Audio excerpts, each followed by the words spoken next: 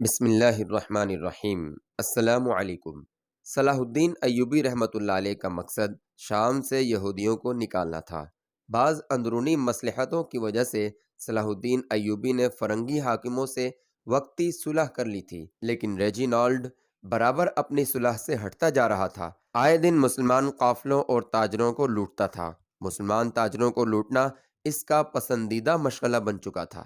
ایک مرتبہ اس نے 1886 میں مسلمان تاجروں کے ایک قافلے کو لوٹ کر اہل قافلہ کو گرفتار کر لیا۔ جب انہوں نے اپنی رہائی کا مطالبہ کیا تو اس نے مذاق کے لہجے میں جواب دیا، تم محمد صلی اللہ علیہ وسلم پر ایمان رکھتے ہو، ان سے کیوں نہیں کہتے کہ وہ آ کر تمہیں چھڑا لیں؟ جب صلاح الدین ایوبی کو ریجینالڈ کی گستاخانہ گفتگو کی خبر ملی تو اس نے قسم کھا کر کہا کہ اس صلح شکن کافر کو خدا نے چاہا تو میں اپنے ہاتھوں سے قتل کروں گا۔ پھر ایک وقت ایسا آیا کہ صلیبی لڑائیوں کے سلسلے میں ایک موقع پر فرنگیوں کو شکست ہوئی۔ فرنگی شہنشاہ اور شہزادے قید ہو کر صلاح الدین ایوبی کے سامنے پیش ہو رہے تھے۔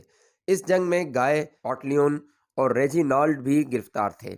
سلطان ایوبی نے گائے کو تو اپنے پہلو میں جگہ دے دی، باقی امراء کو حسب مراتب بٹھایا۔ سلطان ایوبی کو دیکھ کر ریجینالڈ کو اپنے برے کام یاد آ گئے اور ساتھ ہی ساتھ سلطان کی قسم بھی یاد آ گئی جس نے ریجینالڈ کا خون خشک کر دیا۔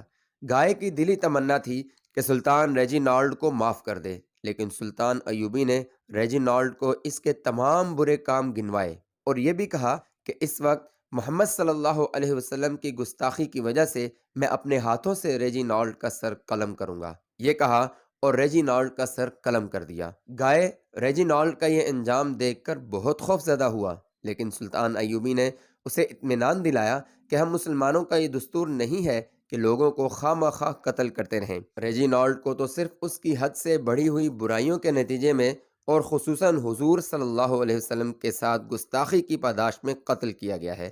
جب سلطان صلاح الدین ایوبی اور شاہ رچرڈ کے درمیان جنگ جاری تھی، دونوں فوجیں میدان جنگ میں لڑ رہی تھیں۔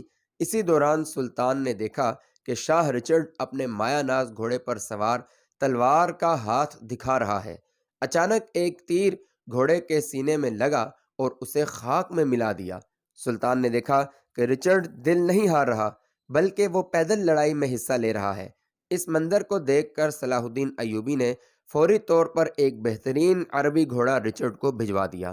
شام کو جب صلیبی سردار اکٹھے ہوئے تو رچرڈ نے کہا، آج میرا گھوڑا زخمی ہو کر میدان میں مر گیا۔ سب سرداروں نے بیک زبان ہو کر پوچھا کہ پھر کیا ہوا؟ رچرڈ نے کہا، ہونا کیا تھا، صلاح الدین ایوبی نے وہ کام کیا جس کی تم لوگ توقع بھی نہیں کر سکتے۔ اس نے ایک بہترین عربی گھوڑا مجھے بھجوا دیا۔